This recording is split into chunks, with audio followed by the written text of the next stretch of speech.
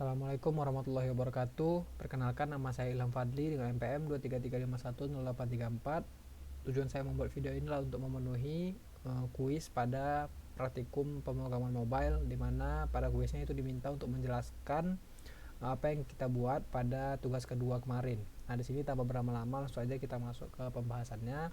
Jadi di sini pada tugas kedua itu diminta untuk membuat sistem jadwal kuliah. Nah, menggunakan teknologi React Native. Nah, di sini saya menggunakan versi SDK-nya yang 54. Dan juga di sini untuk tampilannya seperti gambar berikut, saya menggunakan emulator Android untuk menampilkannya.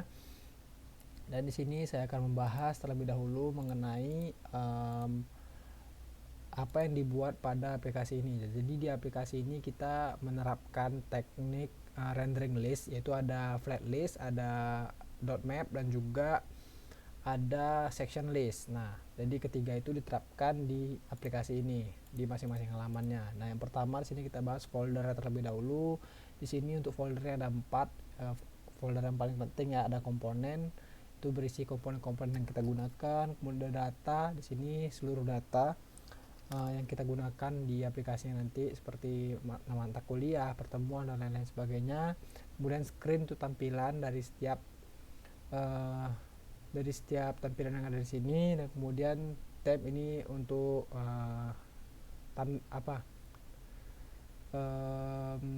tema untuk aplikasinya, itu tampilan aplikasinya supaya lebih bagus. Nah, di sini kode di dalam folder theme.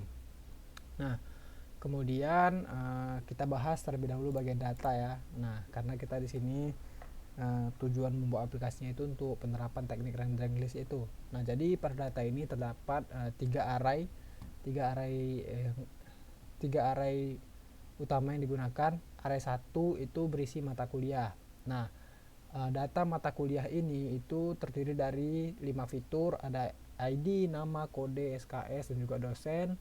Nah, jadi data array 1 inilah yang digunakan nanti untuk teknik rendering list, yaitu map. Nah, ini dot map ini. Nah, untuk penerapannya nanti akan saya bahas. Dan kemudian di sini array kedua, pertemuan, itu data pertemuan ini itu dipakai untuk penerapan teknik rendering list, yaitu flat list. Nah, di sini bisa kita lihat fiturnya ada 5 juga, ada ID, mata kuliah, pertemuan keberapa, topik, dan juga tanggal. Dan kemudian yang terakhir yaitu jadwal mingguan di sini. Nah, di array ketiga ini jadwal mingguan. Data-data jadwal mingguan ini dia sudah dipisah menjadi beberapa section. Nah, tentunya ini digunakan untuk menampilkan data dengan menggunakan section list ataupun teknik rendering section list bagian ini. Nah, langsung aja yang pertama di sini kita bahas navigasi bottom ya. Nah, dari gambar tadi bisa kita lihat di sini ada 3 navigasi, ada jadwal, pertemuan, ringkasan. Nah, halaman-halaman ini itu bisa kita lihat kodenya di sini. Nah, ini ada beberapa tab screen ya, ringkasan, pertemuan, jadwal, dan kemudian juga kita lihat pada bagian dot map tadi, penerapan fungsi map tadi. Nah, di sini bisa kita lihat di bagian screen, yaitu di bagian tadi map itu ringkasan matkul. Nah, jadi map ini dia menampilkan seluruh mata kuliah secara menyeluruh. Nah, jadi dia cocok untuk data yang sedikit. Sini bisa kita lihat ya, untuk tampilannya. Sini kita ngerender mapnya menggunakan matkul card. Matkul card ini nanti yang untuk supaya tampilannya rapi, berbentuk kartu-kartu gitu. Nah, di sini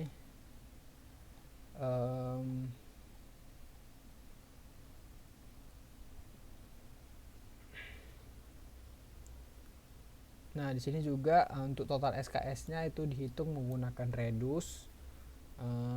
Kemudian setiap data kita tampilkan dengan menggunakan mata kuliah di bagian sini ya. Nih, kita ambil item di sini menggunakan fungsi map. Nah, ini penerapan map pada aplikasi ini. Nah, selanjutnya yaitu kita menggunakan tadi matkul card ya, matkul card ini untuk menerima prop itemnya.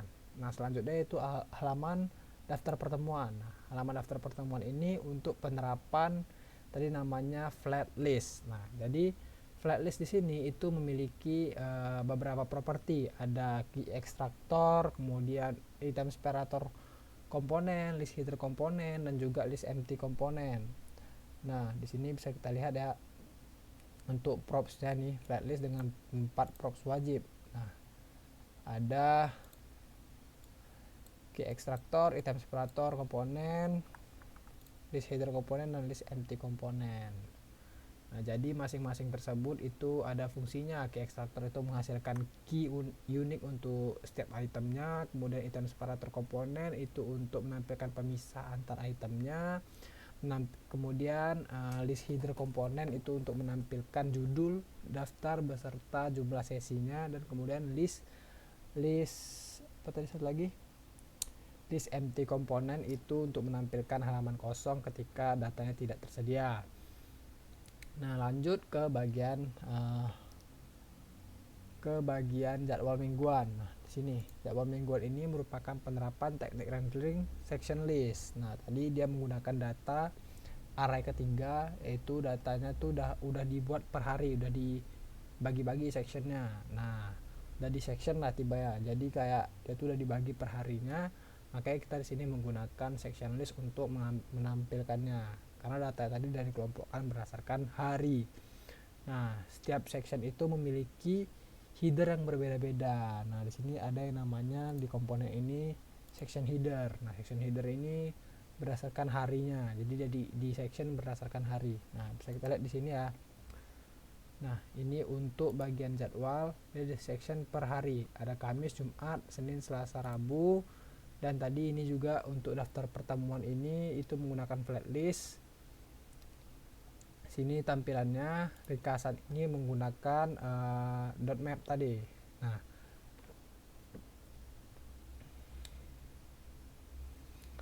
oke, kemudian ini halaman-halamannya, dan kesimpulannya adalah ketiga teknik rendering list ini memiliki fungsinya masing-masing, tujuan penggunaannya masing-masing. Itu misalkan untuk dot map tadi itu digunakan untuk data yang tidak terlalu banyak atau sedikit seperti yang saya sebutkan sebelumnya, karena semua data itu dirender secara sekaligus. Nah, sehingga dia jadi sederhana dan mudah digunakan. Nah, kemudian ada juga flat list. Flat list itu digunakan untuk daftar data yang banyak. Nah, itu lebih efisien karena dia ada empat fitur ya. Ada 4 fitur kayak ekstraktor, item separator komponen, list empty komponen, dan satu lagi apa tadi? Dan satu lagi itu sebentar saya lupa. Satu lagi antara pertemuan. Satu lagi list empty komponen. Nah, list header komponen satu lagi. Nah, kemudian yang terakhir tadi teknik rendering section list. Nah, itu digunakan untuk datanya tadi yang sudah dikelompok-kelompokkan. Nah, data itu sudah dibagi-bagi per section, seperti data ini. Data, bentar kita buka datanya dulu. Nih, dia sudah dibagi per section nih. Rabu ini datanya, kemudian ke hari Kamis datanya ini. Nah, itu cocok sekali menggunakan section list untuk data yang sudah dikelompokkan berdasarkan kategori. Di sini kan kita menggunakan kategori hari. Nah, mungkin itu saja ya penjelasan mengenai aplikasi ini.